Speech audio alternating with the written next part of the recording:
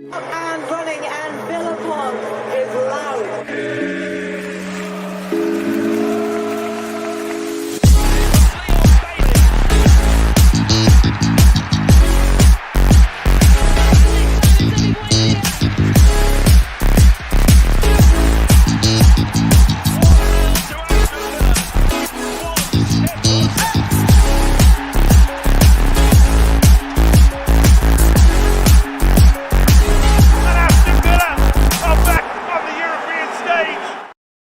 Hello, good evening and welcome to the Villa Park podcast. It's me, Rich, and I'm back with the boys, Kev and the legend himself, George Fowler. How are we doing, boys? Football is back. Am I not a legend?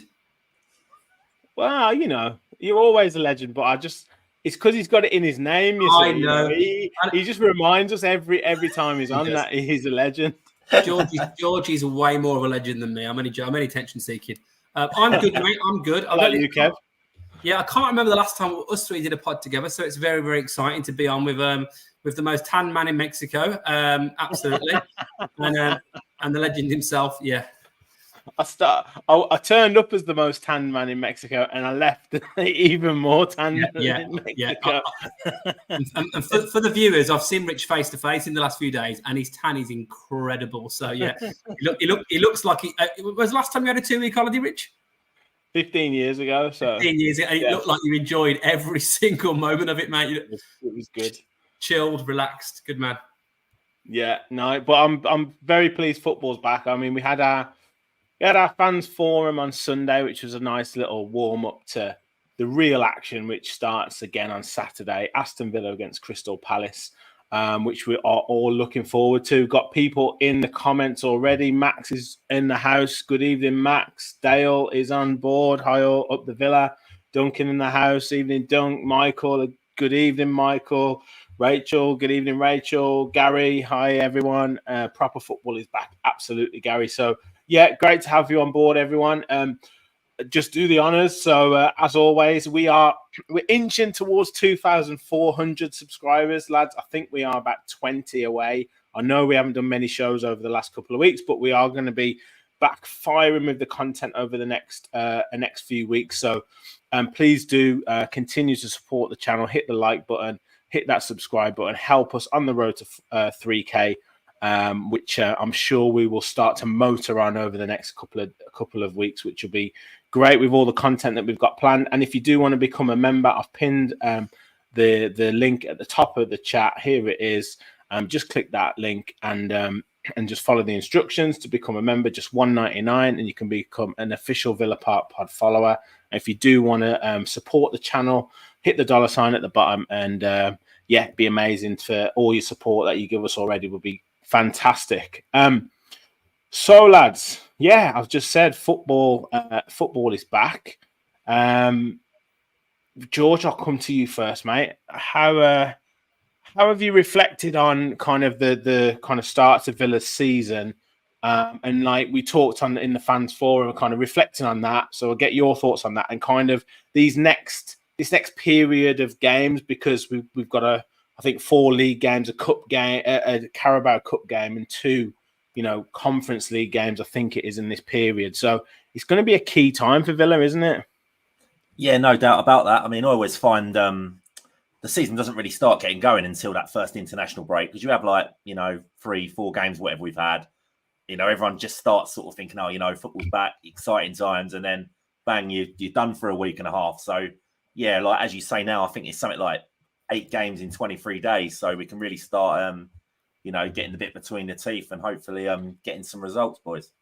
Yeah, absolutely. And Kev, these games are going to come thick and fast. How do you think Emery's going to approach it with kind of the squad that we've got at the moment, with 1 or 2 injuries? I know we'll get into a couple of players that might be coming back, but even so, it's a lot of games to be carrying with a fairly thin squad.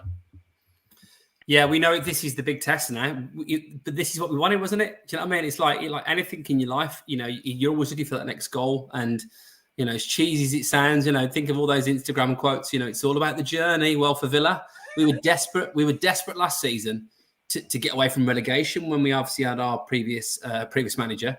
Then we're thinking, oh my God, is there an outside chance we might be able to sneak into Europe? And unbelievable run. But we're doing that. What does that mean? It means you're going to get a load more games. It means your squad's going to get tested. It means expectations are going to be higher. And even I have to look at myself. I've been pretty disappointed, and I wasn't on the pod the other night, but I put a few comments in there, but, we've lost 2 games, two of probably the 4 hardest away trips in the league, and we've won everything else. And yet, there's still, because of the expectations, some fans that are disappointed.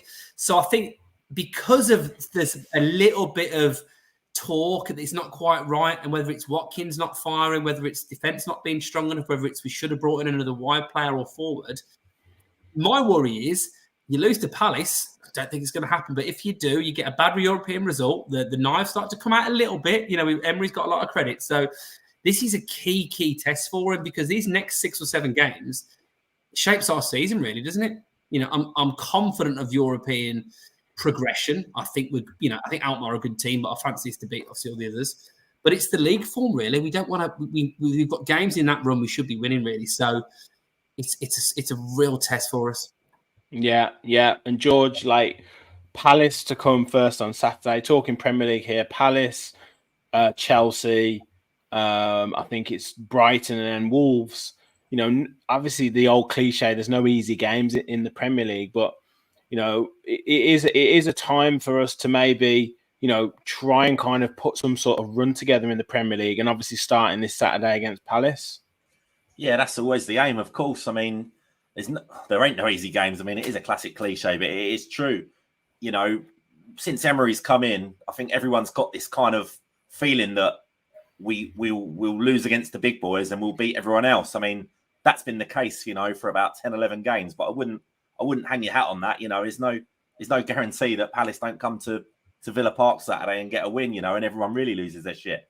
But this is a competitive league, mate, and it doesn't always go like that. We might beat a Chelsea, we might beat a Brighton, we might lose to a Crystal Palace. It's a bloody good league, lads, and I think we just got to everyone's got to keep their cool a bit. I thought there was a bit of an overreaction to the defeat at Anfield the other week. It was almost like sort of how dare you Unai Emery lose a game. I think sort of a bit of a reality check there, and it's a long season, and there's going to be ups and there's going to be downs. There is absolutely, and with Kev, you've said Emery's got a hell of a lot of credit in the bank. He's hardly made any decisions. What's the word? He's hardly made any kind of debatable decisions or tactical kind of mishaps or anything like that.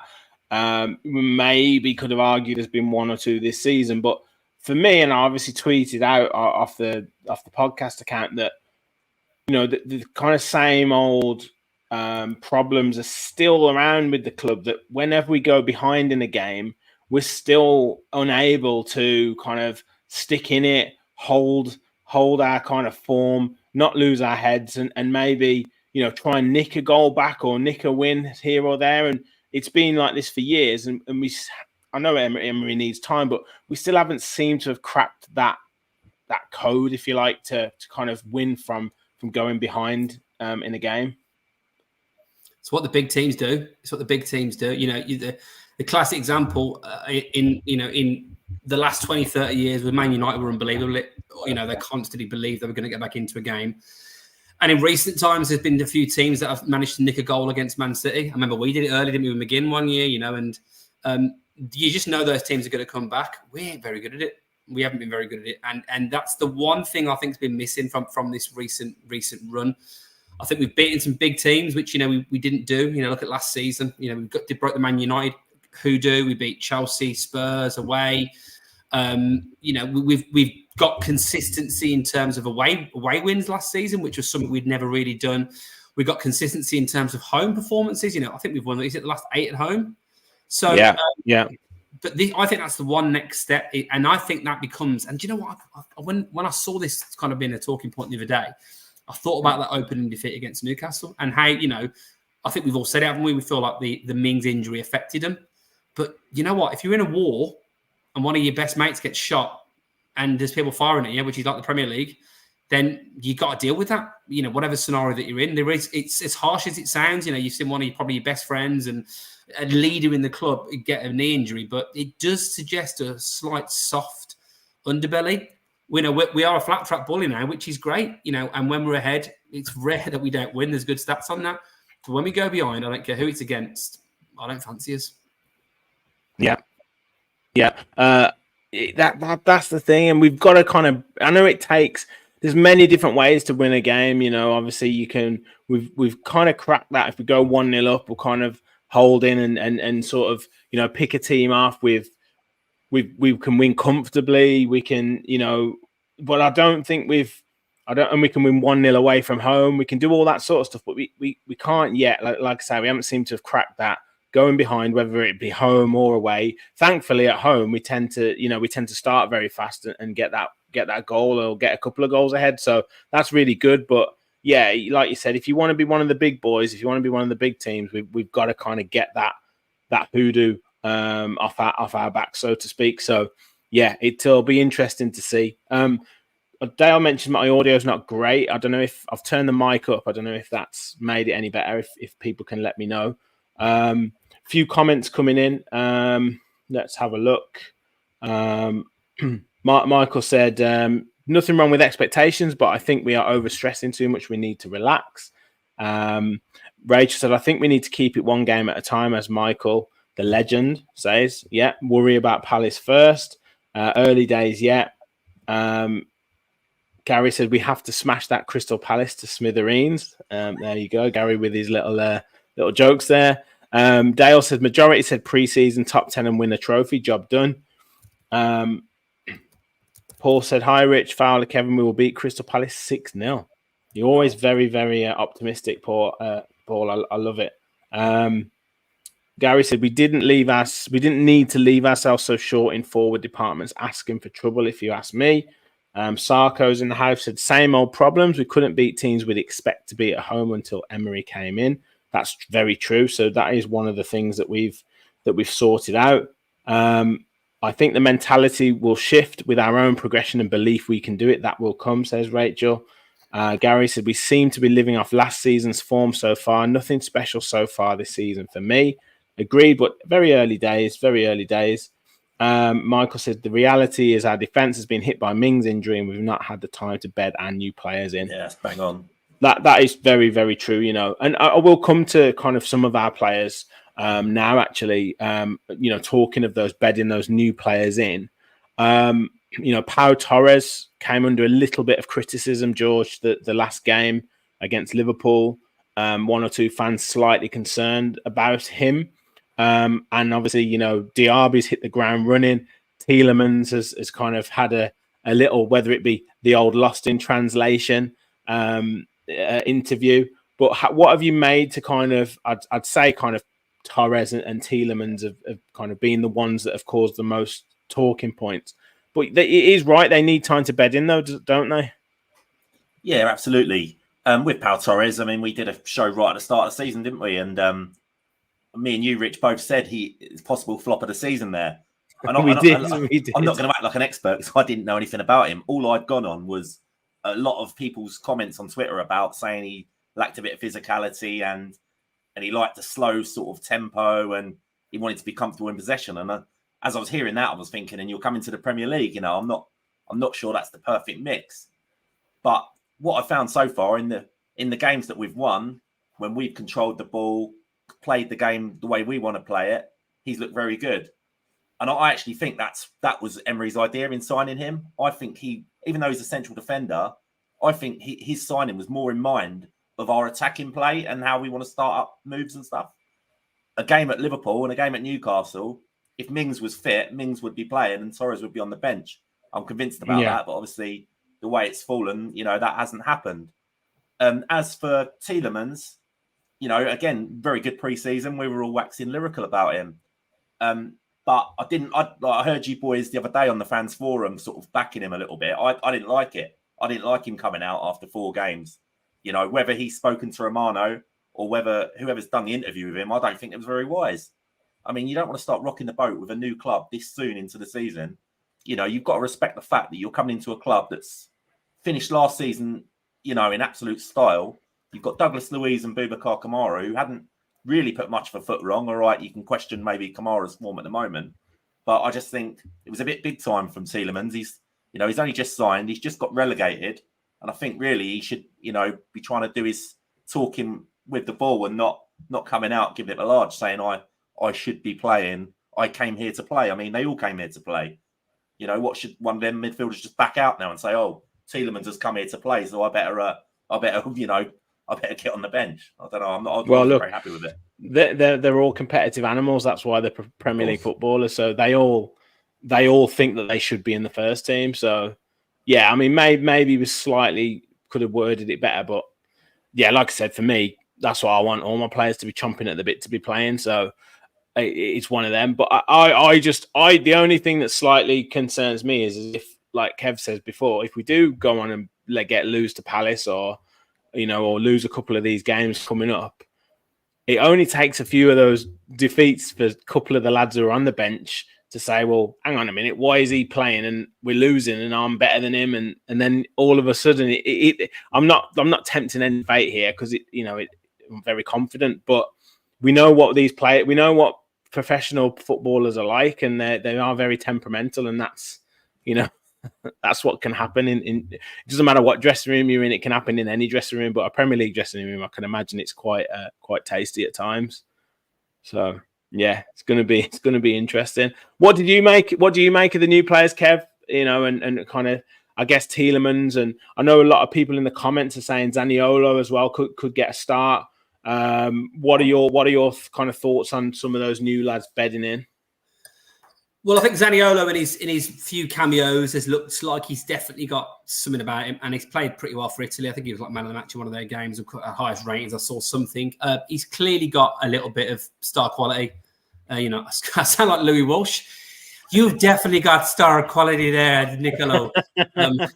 I like him. I do like him. I think he's got a little bit of what we need in that forward line, which is a little bit unpredictable. He's kind of got the unpredictability of an El Ghazi or a Bailey, but I think he might be a bit more consistent with a bit of a high quality. So, but obviously we haven't seen much of him. Torres, look, he's big boy league now, and maybe that's a reason why some of the bigger teams didn't go for him, because maybe is it the pace? I don't know. I've got no doubt he's a quality player. You can see the way he brings the ball out of defence, and if you think about what the big teams do, they will suit the lineup versus the game. The times last season, we referred to it before, Man City were playing 4 centre-backs in those back 4 positions because they needed more solidity with the likes of, and a Akanji or an Ake, for example, playing wide, and how interchangeable those players are. Is Walker going to play right back? Is he going to play centre defence, etc.? So I think for those games where we're likely to have more possession, Torres is a perfect player. I think playing away against the high line, I think it's suicide. And this is the thing that I think Emery's really got to get to grips with. So Torres, I've got no doubt he's going to be great, and I'm backing him. Tielemans, I kind of like that he did. I think he might have been slightly misquoted, because I think if you're asked in an interview, on Belgian duty, what's he going to say? I mean, he'd have to be. I mean, I think he's a pretty intelligent guy. You can tell that when he speaks. But I don't know. I kind of like the fact that he said he wants to play and he came here to play, because I think he sends a message. He sends a message to the players as well. Longley, we haven't seen him.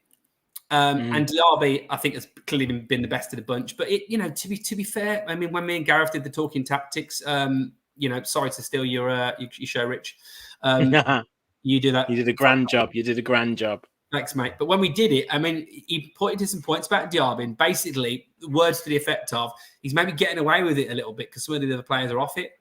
But so I don't think I've been overwhelmed, blown away by anybody yet. Diaby looks like he's got something. Zaniolo looks like he's got something.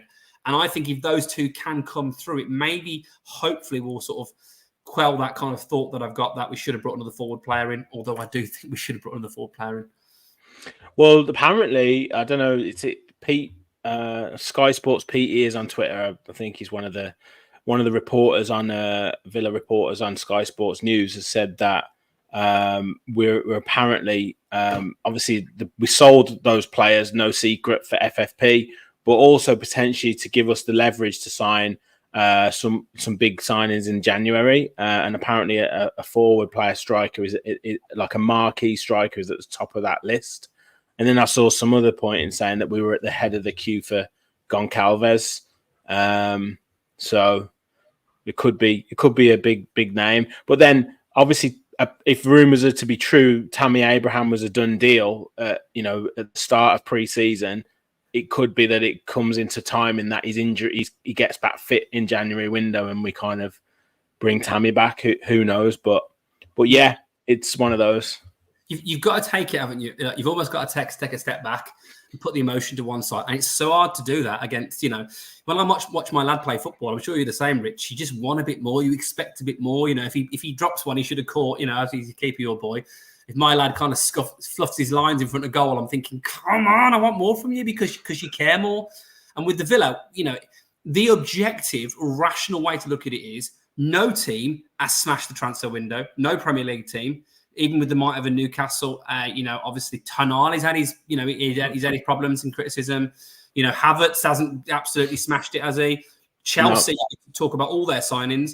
So the objective view is to say we've actually had a calibre of players, a good window, but you're not going to solve it all in one first summer window for Unai. Exactly. There is situations of a key target they might have to wait 4 or 5 months, and they see that for the project as being a good idea. You could look at it the other way. If your main target's been cropped for potentially 6-9 months, then surely you've got someone else lined up. You'd like to think they've got second and third options. And if you've done all this for FFP by the back end of the window, Philogene Bidace, Keenan Davis, Cameron Archer, Aaron Ramsey, Coutinho going out, rumours of Dendonka maybe going to Turkey or somewhere else, getting rid of players. Does the difference in buying someone in January versus August for FFP, is it that much of a difference?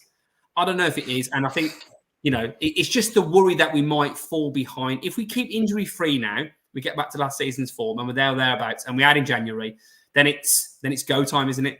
But but I think the jury's out, and that's where Emery's really got to do his work now. Yeah, you're sticking or twisting, aren't you? Rather than, you're twisting on the fact that we hope we don't get injuries, whereas you'd be playing it more safe if you brought that sign in now. But, the Tielemans of these worlds where you get these free transfers, the Kamaras of these worlds where you get these free transfers, they aren't done like straight away. They're done over a period of a year where you're negotiating, and then that agent is thinking, oh, this is the right club for my player. So, who knows? We could have lined up these deals for January that are kind of going through contractual and legal situations as we speak. So, who knows? But yeah, obviously, one or two, a lot of the comments are coming in around some of the new players. So Dunk says ridiculous criticism of Torres, Tielemans to start on Saturday. Rachel said they need to, regarding Michael's comment about kind of bedding the new players in, they need to develop partnerships and knowing each other and what they are going to do. This will take time. Still, they are having to learn quickly and on the job. Absolutely. And, a lot of these players going out on international duty just makes it that little bit more tricky. Gary said, look, it could be worse. We could have Maguire in there. At least Torres will get better. I think Maguire's had a lot of stick these last week or so. Gary has also, Kamara maybe drops out for Tielemans, so we'll get starting lineups, predicted lineups soon. Michael, Torres next to Mings and Consul would have been immense, but we must give a partnership time. Gary, I'd play Zaniolo away and Bailey at home. Dunk said Zaniolo also did well on internationals, so he'd start him on Saturday. Around taking chances, so Mark was quite concerned that we need to take our chances if we're creating good opportunities. That was one of the things against Liverpool and Newcastle, kind of scoring at key times when we haven't. Adamski, my biggest concern is this new chant. We might be singing Emery to the tune of Let It Be. It's a bit cringe. At least it's original, George. I know you're one for original chants. Yeah, they could have changed the words a little bit more, but yeah, I know what you're saying, mate. Diaby's class, for Duncan. Dale said favourites for Goncalves. Steve 24/7 says linked to Baena. That's from Villarreal, isn't he? Need another left winger in, and Goncalves true quality, says Duncan. And a lot of people saying Baena's good. And then Gary asking around. I was actually going to say around the transfer with Newcastle. They've obviously have to tread the line with FFP, and obviously Botman, who did so well last season, is injured at the moment, and they're playing Dan Burn at centre back. They're not happy with him at centre back. Matty Targett's playing at left back at the moment. They're not too happy with him.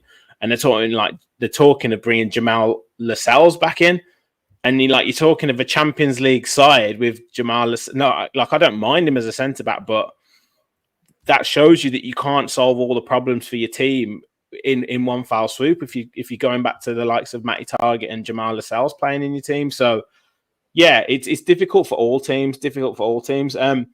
Let's move on to our opponents on Saturday. Crystal Palace. I think Elise is injured for them. He's one of their key players. I believe so. Which is good news. Obviously, he signed a deal after being heavily linked with Man City and also Chelsea.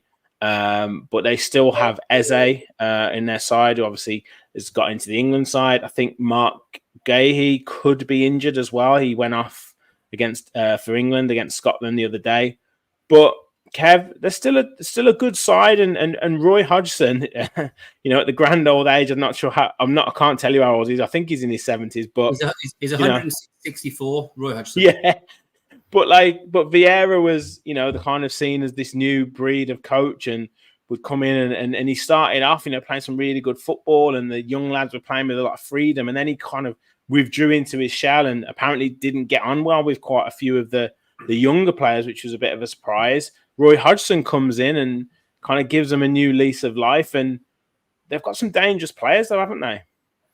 Yeah, I mean, I think they've got 2 wins and a draw at their 4 games. Lost narrowly to Arsenal 1-0, drew with Brentford, and they beat Wolves and Sheffield United.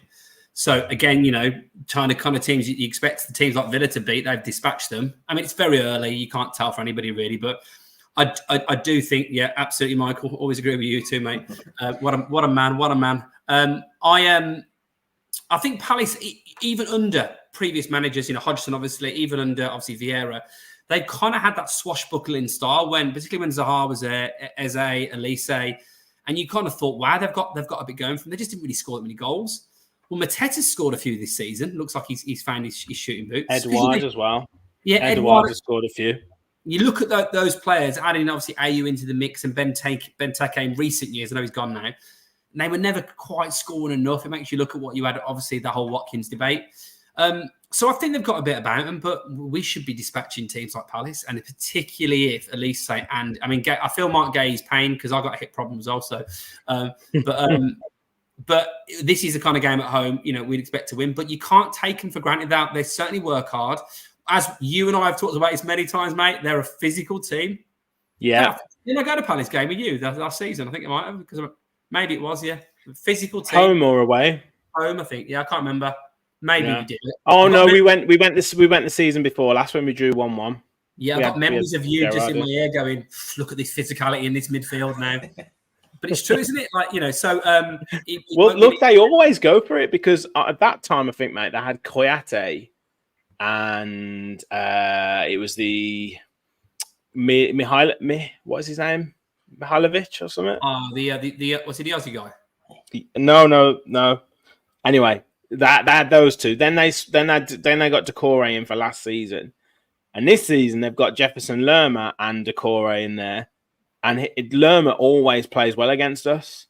Obviously Bournemouth, they did us the first game of last season, and he absolutely bossed our midfield. So, yeah, I'm a little bit concerned about that midfield kind of, overpowering us a little bit. Yeah. What concerns you, George? I know obviously Eze is a star man. When he gets on the ball, he's great. But like I say, that midfield of Lerma and Decore can give them a real platform for some of the kind of more flamboyant players to really start kind of cause us a lot of trouble. Yeah, they're a solid side, Palace. I mean, always, literally banging mid-table pretty much every season, aren't they? 11th, 12th, around that area. Big physical team, like you said. They've got the flair players that can play, but I'm really chuffed when you said Elise was out because I really do rate him as a player. Really, really decent player. They've got Anderson at the back there, aren't they? I think he's the one who used to play at Fulham. He's started the season very well for them. They're a good side, but they've like last year at Villa Park, they look very blunt up front. I mean, Edouard started okay this time round, but he's not really done great things since he's been there. And Palace have always struggled to score a goal at Villa Park. mean, they've scored 1 goal at Villa Park in the last 6 meetings. You know, they've had 1 win at Villa Park in the Premier League era. So I'm never too worried about Palace at home. When we go there, it's often a different story. But, you know, last year we tried to play around them. They're the physical team. We were a bit smaller, and we had to find another way to win. And if we have to do that this time, then that's the way to go. Yeah, I agree. I think it was one of those with them last season. I just was really disappointed in how they approached. Well, I wasn't disappointed because we ended up winning the game, but I was expecting a lot more from Palace last season when we played them. Vieira's last game. Yeah, it was, and I think he just went into his shell and was trying to get a point from anywhere, and he just kind of just abandoned all attacking options. And like you say, they were pretty toothless. We got the goal from an own goal from Anderson, and then that was that. But I mean, their team last game, Kev, was Johnston in goal, Ward right back, Anderson, Gay, and Mitchell across the back, Decore and Lerma in midfield with Ayew, Eze, and Jeff Schlupp and Odsonne Edouard up front. Some of those players have kind of been, I wouldn't say journeyman because they've kind of stayed at Palace, but, you know, dare I say it, slightly average players. Yeah, I think you can say it, mate. I think you can say it. There's players like, you know, Jordan Ayew has never really been, you know, awesome. He'll score the odd unbelievable goal, but really, you know, look, Jeff Schlupp was obviously at Leicester, and, you know, you just got players that have kind of been, you know, Ward, he's all right, isn't he? But you put it all together. Yeah. You know, Palace, I think since they've been back in the Premier League, 9 seasons, they've finished between 10th and 15th every season for the whole time they've been here. And I think majority of those, like 7 of the 9 seasons, is between 11th and 14th. So they're never really in relegation trouble. They're never trouble in Europe. They are the epitome of a slightly lower to mid-table side, which means they will have to be getting wins sometimes of games that they're, you know, maybe not expected to win. They can be dangerous when they're on the day.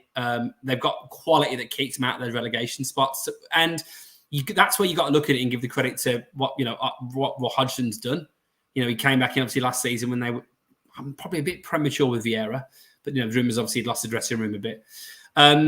So yeah, you can't underestimate them. And look, Palace when they're on it, I mean, Eze's the right player, isn't he? He's quality. I wish we'd have signed him, to be honest, when he was at QPR. Well, we were linked with him and Elise, weren't we, with no championship? Yeah. And, you know, you think about those players that come from the championship to the Premier League are the ones that work out. For every Eze, you got a Neil Maupay. You know, for every we've done it. You know, I think there's more than we give credit for. I honestly do. But yeah, you know, I don't know why there's a reticence to sign players from the championship.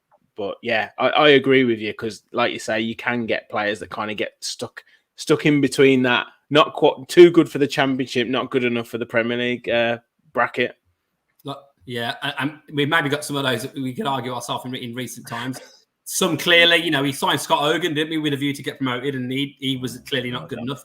You know, you got likes of Kodja, didn't we think you maybe got 1 or 2 sub appearances, and then you got ones that have been, well, look at obviously Watkins has been considering where he came from, an absolute roaring success.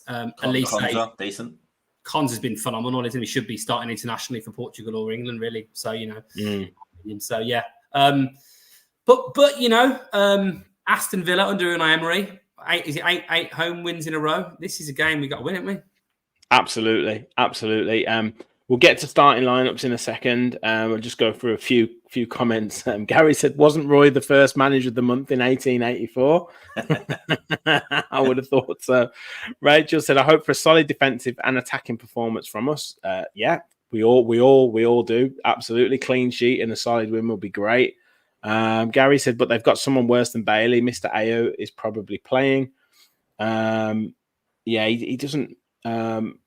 I think that's relating to Paul's question, but I'll come back to that one later. Duncan said we need to pack the midfield. Michael said Palace will be strong at the back and we'll look for a smash and grab, but we must control the midfield and the ball. In the last game, the Palace guy got sent off. Yeah, that was Decore got sent off. So yeah, that did definitely help us quite a bit. Yes, Gary, we're going for 9 in a row at home. That's unbelievable. Adam says, really, that. Yeah, I mean, considering like there was times where we were dodgy at home, we've really turned it around. Adam said Palace are a really good unit, don't have talent all over the pitch, but they gel well. A lot of people saying, overload the midfield and we'll win. So yeah, look, obviously as always, the midfield is the key battle. We'll go through starting lineups in a second. You guys get your starting lineups into the chat as well. We'll go through them. Just a quick kind of plug for the channel again. Do make sure you guys hit the like button. We've got over 50 watching, which is brilliant. So thank you all for watching. But make sure you do hit that like button to help us attract more. And do hit that subscribe button if you are new to the channel. And if you do want to become a member, it's pinned at the top of the chat, the link there. Click the link, follow the instructions. It's just $1.99 a month to become an official Villa Park Pod follower. So, lads, let's go with your team first, Kev. You made a slight change to it and added it on here. So take it away, mate. What have you gone with? So I've gone with, and the change I made for those interested was the app I used to put this in there. I haven't updated it since we signed some players. So I didn't, in the maelstrom of like getting the kids to bed and trying to get ready for this and make sure I got my peppermint tea and honey, I forgot when I did my lineup that Zaniolo even existed. Which just goes to show what a big fan I was of him 20 minutes ago. So I think looking at defensively, if Carlos is apparently got a slight hamstring injury, it's been weird. We've had no updates on that. It's been a bit. I keep seeing pictures of him in his swimming shorts on holiday somewhere. So he must be okay. But I think if he's out, I think it'll probably be just a traditional back four. Although one of them I'm sure will bomb on. So I think maybe Cashew would want to bomb on. I think Pau and Konza in the middle and Digne. I've put Tielemans in. I've left out Kamara. I think his form's been a bit off lately, and I think Tielemans maybe gets a start to see what he's all about. So Tielemans, Luiz, and then Watkins, Diaby behind, and then McGinn and Zaniolo I've put in. It's nice actually to have someone in rather than reluctantly just picking Bailey, because I think that's where we're going to go. So that's what I think, and it's a big chance for Zaniolo at home, obviously in front of the fans for the first time to show us what he's all about. It will be his first time at home, won't it? I think so. Yeah. Burn Liverpool. Yeah, because he couldn't play. Yeah, and he couldn't play in the Hibs game. So yeah. Okay, yeah, I don't mind that. George, let's go through your one. Slightly smaller font, but we can still see. So yeah, any differences? So you've gone Kamara in instead of Tielemans, and you've kept with Bailey in there. So is that kind of just off the back of his home form generally?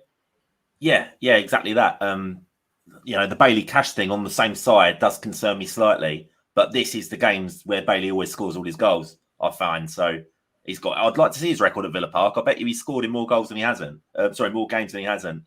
So or assisted. Obviously, he's very effective, particularly those first 15 minutes, which you almost need like a daily special teams. Like just keep. Yeah, I mean that's what it is. He's not always doesn't always have the best performance, but he's just productive, isn't he, at Villa Park? He'll either get you a goal or an assist. Same as you though, Kev, with Carlos. I thought he might be out, and with his injury past, you might not want to risk him for this one. I was tempted to put Tielemans as well, but obviously I had my little rant at the start of the show, and I just think Emery might just teach him a lesson, George. Teach him a lesson. Don't go giving it the large and thinking you're going to get a game because you've spoken to Fab Romano. So no, he can wait his turn, mate. He'd be in your office, wouldn't he? He'd be in there. He'd be in that man cave. He'd be like, "What you been saying? What you been saying?" Sam was going to join us. That's Kev's. I had Sam's team, but I don't think I've brought it on. But he was going to play a 3 at the back. I'll try and get it for everyone. But I was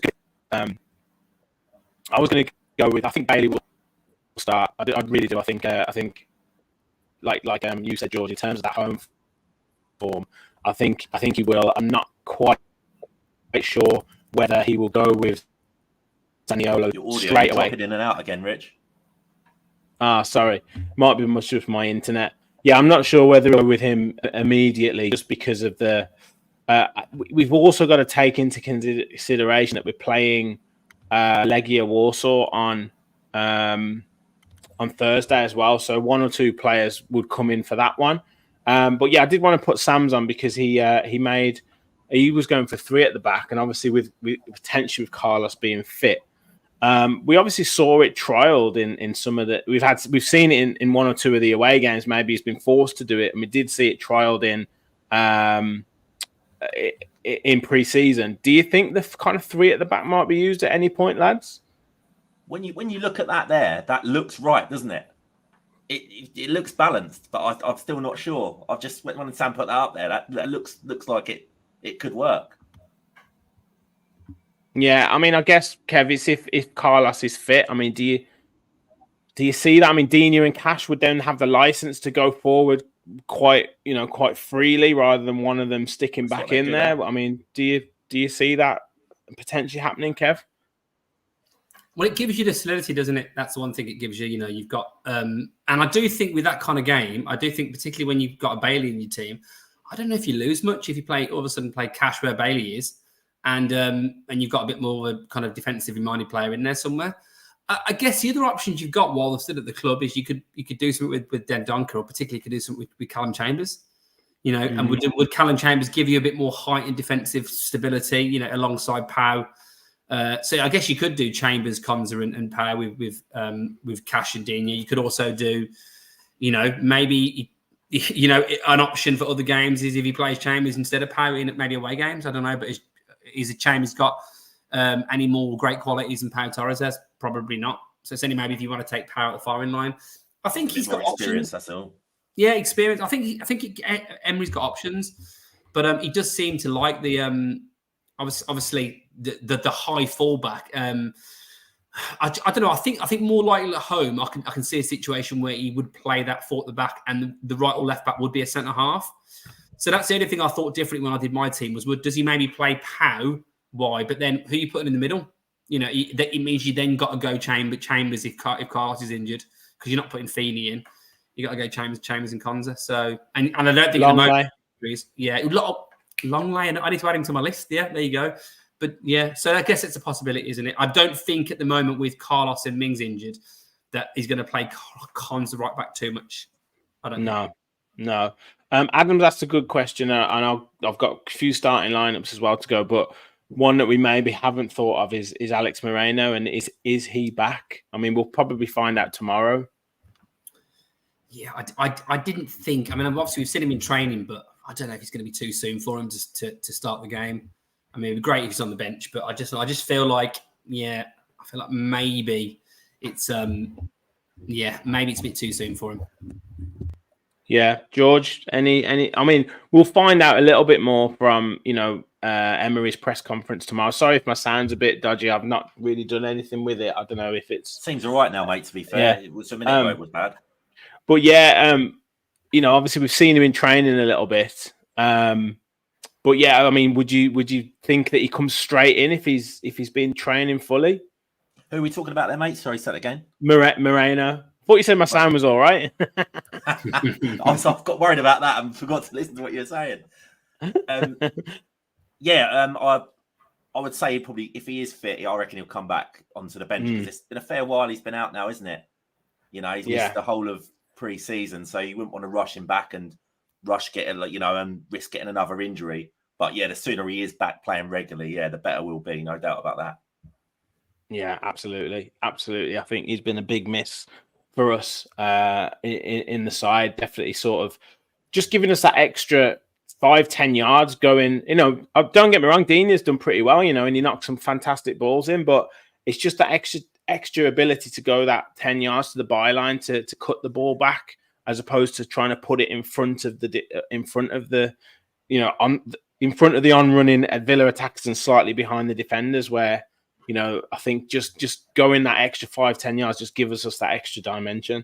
So yeah, it'd be good to have him back. Lads, just a quick question as well. Do you think with the fact that against Liverpool, the fact that Bailey obviously got brought on for Carlos after 19, 20 minutes, and Zaniolo then came on at, was it 60, 65 minutes? I think Bailey only played like maybe 45 minutes of that game. Do you think that in itself is a sign that maybe Emery's patience has run out a little bit? I mean, maybe that's particularly away from home. Personally, I thought Bailey was played well from what I saw of it. From what I saw from watching it in that. Obviously, he came on, and I started watching it from that point. I thought out of the four kind of more forward moving players, I thought he was the best out of the bunch. I thought he had a great little run where he cut inside 2 players. I thought he put a couple of good balls in. I don't really see what he did particularly wrong, and whether it was a tactical change. Maybe he thought Watkins might get him a goal out of something. Diaby obviously is his big signing, so he's probably not going to take him off, and McGinn's his captain. So yeah, I just think it was one of those out of situation. I personally don't. Bailey's had some terrible away games, but I don't think he was bad at all in that game. I think he did that little jinking run and he put a couple of good balls in. But I felt actually after that, like shortly after he came on, I just thought he did absolutely nothing then for the next 30 minutes for me. I mean, until he went off. I just think in those kind of situations, I think he's offering absolutely minimum to the team. He's not. But what was anybody else? No, I know, any more than him. It's a case of, are you going to take Watkins off and put Duran on? Or are you going to take Bailey off and put Zaniolo on? I mean, maybe the point is to take Watkins off and put Zaniolo on. But I get the point entirely. I don't think any of them were particularly brilliant. But I look at him in particular away games and just think he's a liability being on the pitch. He loses. I mean, Watkins' touch has been so off this season for me. And that's the one thing I think we talk about XG with Watkins and goals. And, actually, you probably will end up finishing the season on the goals he's got. But I understand the missing the chances. I get that. For me, Watkins lately, he just seems like his quality's gone. He's not retaining the ball. He's not holding up very well. His touch is bad. I understand missing chances can happen to loads of strikers, and we watch him all the time. We're not watching all the other strikers all the time. But with Bailey, I don't know. I find myself. I don't buy that. I'd have to disagree with that. I think any forward player is. Like I said before, like when you're away from home, when you're at home, a Bailey or a Watkins is gonna get the ball probably 100%, like double the amount of times than you are away from home, and probably triple the amount of times if you're talking about playing against a Liverpool or something. So when you do get the ball, obviously it's on you to try and do something with the scarcity of getting the ball. But for me, the midfield was the one that lost the battle. If the midfield loses the battle, then Bailey's fighting off scraps. Watkins is fighting off scraps. And McGinn's as culpable as the 2 other midfielders as well. Like, you've got to win the midfield battle, and they had slobbers like McAllister and Curtis Jones in there, and obviously Trent was dipping in there as well. But yeah, I'll be looking at Kamara, and Louise had a good game, but I'll be looking at Kamara and McGinn as being real letdowns in that game because they didn't control anything like the ball that we wanted them to control. And obviously, then the forward players are going to be starved of the ball. Yeah, I think also just to add to this before you come in, George, like you're probably right, mate. And I think people become more of a scapegoat because I guess we see more mistakes from them, and and therefore the lights on them a bit more. You're absolutely right. I mean, McGinn was anonymous in that game. Kamara was really sloppy. If we control the midfield a bit more and we're going forward with the ball with numbers, then maybe Bailey's got a bit more time on the ball. I don't think he's the kind of player. I don't think he's physical enough if he's getting a ball. I agree with that. He's not ideal for away, but I wouldn't necessarily read into the fact that. Well, maybe Emery's like, I've got the option of a Zaniolo. Let's see what he's like in this, and I might be able to use him more away from home because he has more of that physicality about him, and then I'll maybe use Bailey at home. But yeah, I don't know. I think it was a bit of a surprise. I was very surprised when I saw his number go up because I didn't think he was having a bad, like for Bailey away from home. I didn't think he was having a bad game for his kind of level. I don't know what you thought about it, George. Well, I just thought in that game, it was over in 10, 15 minutes. We just could not deal with Liverpool's intensity. They literally hurried us so much that the midfield, like you say, the midfield got overrun. They just never got a foot on the ball. You need to get, in the way Emery plays, you need to get comfortable on that ball. And they did not give us a second. Every time we put our foot on the ball, they were on us. Dispossessed, and they were all over us like a rash. And that got the crowd up. And I just don't think we ever recovered. They literally dominated us, didn't they? So I think we just got to forget that game now. Not every team has got the that sort of Anfield. Don't know, what would you call it? It's almost like a bloody hurricane coming at you, isn't it? Yeah, it's so intense. You get it at every ground. And we miss Ramsey in those types of games. I have to say, we really do miss Ramsey because he gets you up the pitch. Whether something comes off with every run that he makes, it kind of doesn't matter because he's getting you 40, 50 yards every time. it's kind of what you'd like a Bailey or Diaby to do, really, in those away games. But Ramsey gives us that strong running with the ball, and we really do miss him in those types of games. But anyway, we digress. We digress. So a few starting lineups. I think most people agreeing with you, Kev, to be fair. Duncan's gone Emi, Digne, Torres, Konsa, Cash, Louise, Tielemans, McGinn, Zaniolo, Diaby, and Watkins. Exactly what you said, mate. I think Paul's gone for the same. He's gone for Carlos if he's fit. So Digne, Torres, Carlos, Konsa, Louise, Kamara, McGinn, Diaby, Watkins, and Zaniolo. So, yeah, a couple of changes there. Adamski swapped Diaby with McGinn. Who else have we got? I think that's every. Adam says Kev's lineup, but with Diaby out wide and McGinn number 10. Yeah, it's interchangeable for me. That I don't know what Emery's going to do, so I could either or. I'm happy with that. Yeah, definitely.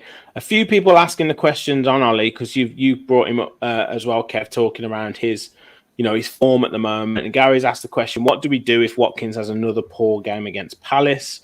And then someone else. Big question, says Duncan. How many chances will Watkins miss this week? And 2 or 3?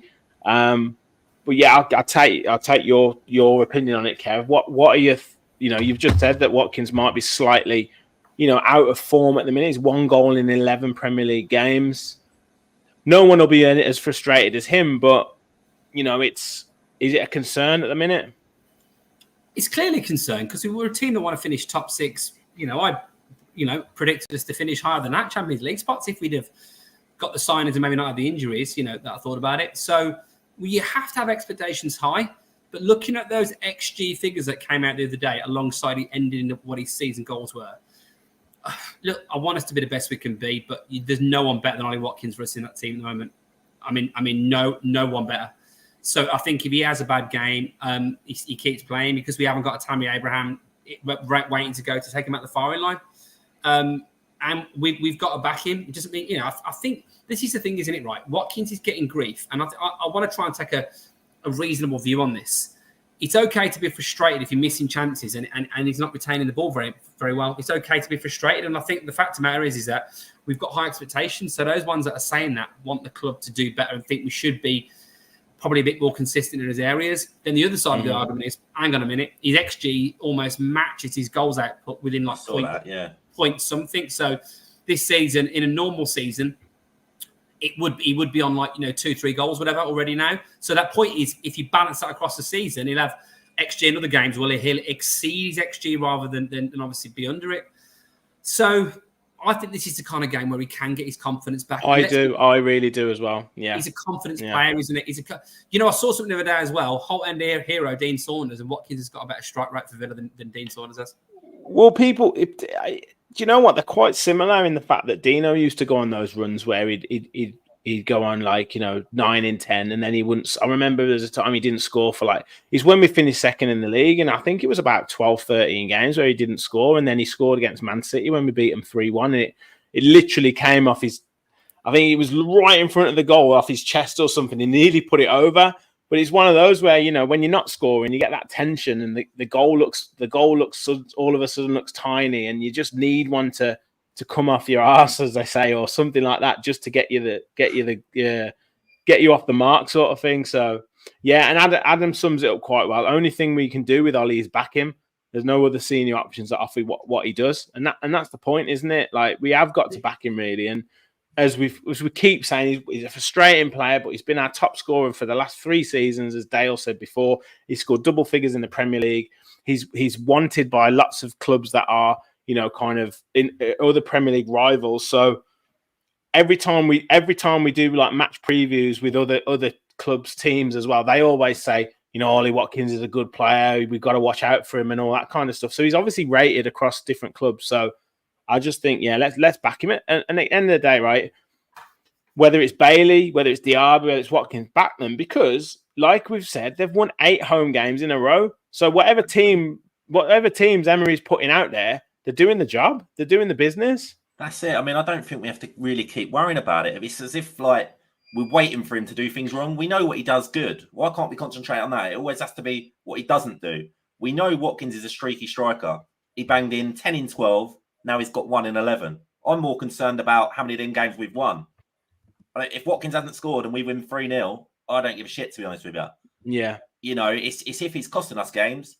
When it's a 0-0 and he misses a sitter in the last minute, and it's cost you a couple of points, then it's different. But for me, it's a team game. Watkins does his bit for the team. He has his good runs. He has his bad runs. And it is what it is. Until someone better comes along, this is what we've got, and we should just get behind him. Yeah, we've been quite reasonable and pragmatic about it tonight, haven't we? We are. We have. We've actually we've had a good discussion about it, to be fair. Ujant Singh, who's joining us, great to have you on board, mate. Bailey is unlikely to start after a 10-hour flight back to the UK, especially since he's coming off 2 back-to-back 90 minutes international fixtures for the Reggae Boys, who I believe have 4 points out of the first 2 games in the kind of, I don't know if it's a qualifying or if it's a Nations League for the CONMEBOL, is it? I think their situation is, but yeah. So they've got a good team now, Jamaica, to be fair. So yeah, we'll look out for them. We'll make sure we look out for them, actually, because hopefully they get in the World Cup and the next one. But yeah, lots of people backing Ollie. Master P says Ollie is like a train running over defenders. I'm sure all centre-backs hate facing him. Just like what I used to say about people criticising Mings, you would love to see them try and run past him. Yeah, and Adam said if Ollie was consistent, he wouldn't be at Villa after all, which is exactly what I've said. He is a 12 to 15, 16 goal season striker is about where we are at the moment. When we want to push up to the next level, then or to push at Ollie on or whatever, then we'll go for that next level. Obviously, if Watkins can't take us there, but at the moment, let's back him. Lads, we'll get our predictions shortly. I'm just going to see if there's any more comments. What I also want to say is we are going to do lots and lots of content for everyone with the channel. And I love the idea of the fans forum to kind of do some of the other talking points around Villa. So I know people have talking about the women's team, and we're going to do lots of features on the women's team, and then obviously other general questions as well. So we're going to do match preview, match reaction, and then fans forum, where we'll cover things like the women's team, like any other talking points and stuff like that. So thank you for all your questions, but we want to try and bring you more content and actually spend more time on those subjects. So do look out for our fans forum and match reaction shows that we will be bringing you.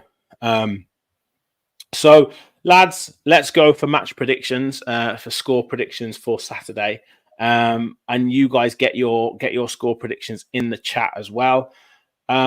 George, I will come to you first, mate. What are you going for on Saturday? And are you at the game?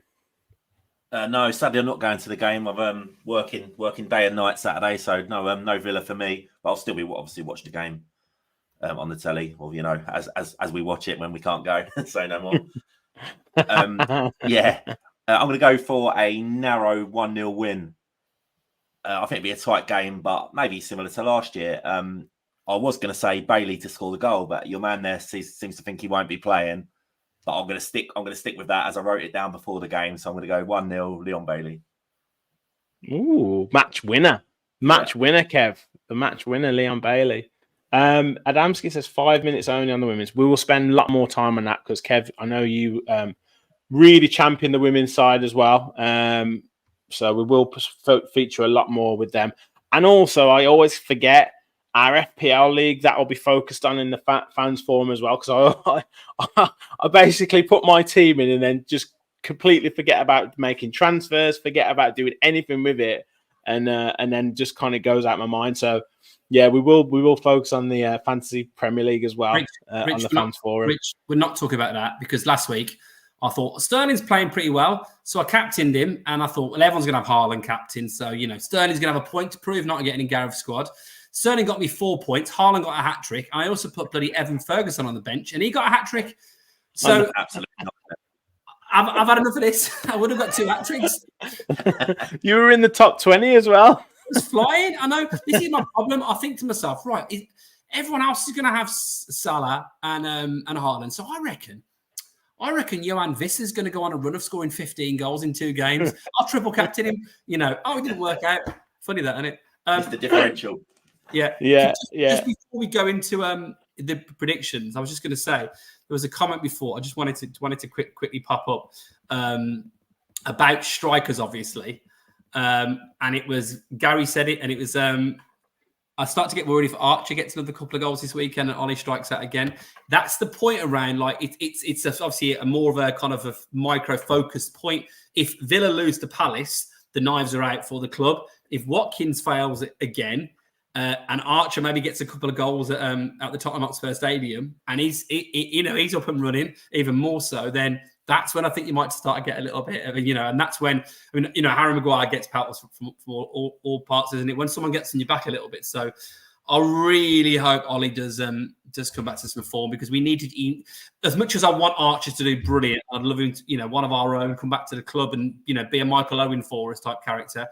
We have to stop looking backwards. And if we keep, Kev, sorry to jump in there, but Archer, I listened to Archer do his interview after the game against Everton the other week. He said himself he has to play off a big man.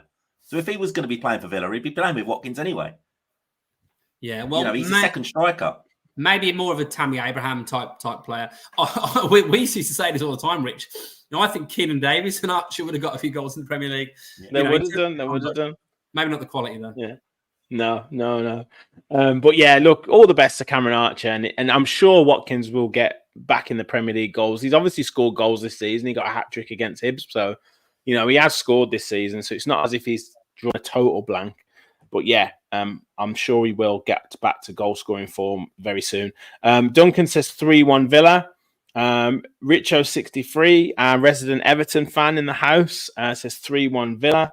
Mr. Martin Leonard in the house says 3-0 Villa, Diaby and Watkins double. Rachel says 2-1 Villa. Adam says 2-1 Villa and both goals from Ollie. And Paul says Aston Villa 6, Crystal Palace 0. So he's sticking with that, and he's saying Watkins is going to get 5. We love this. Love it if he did. Adamski 5-1 Villa. That'll be amazing. Amazing. Gary says Battle of the Holiday Residences, Villa 2, Palace 1. Puns galore. I love his puns. It's great. I love Gary's puns. Yeah, really random in the house. Evening, mate. Get your prediction in for us. Where are we? Dale says 2-0 Watkins and Louise. Rub says, who is your captain this week so we know who to avoid? Haaland. They're going Haaland this week. I don't know who Man City have got, to be fair. Who cares? I want to put a couple of Tottenham playing Sheffield United. Yeah, Sheffield United playing Tottenham. Yeah. Might be worth putting Maddison or something as captain. Jam Jack says 2-0 Zaniolo and Watkins. Gary says Davis is injured already. I did see that for Udinese. He's already got an injury, so that's always been his problem. Classic. Yeah. Gaza says 2-1 Villa. So everyone very confident. Are you confident, Kev? That is the question. I think it's going to be 2-0 to Aston Villa, and I'm backing our striker Oliver Watkins to score both goals.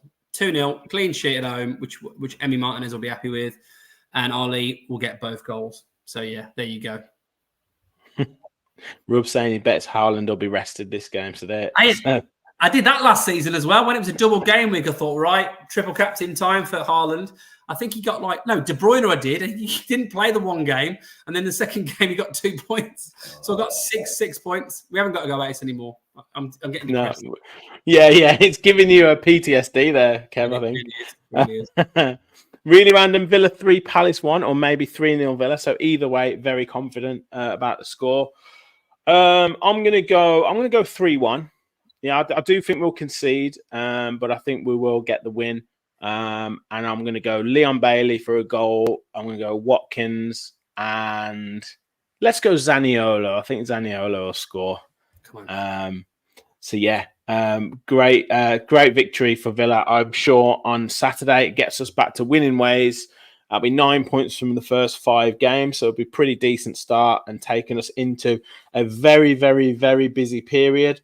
Lads, great show as always. Thank you for joining on the show, and everyone, thank you for watching and thank you for your comments.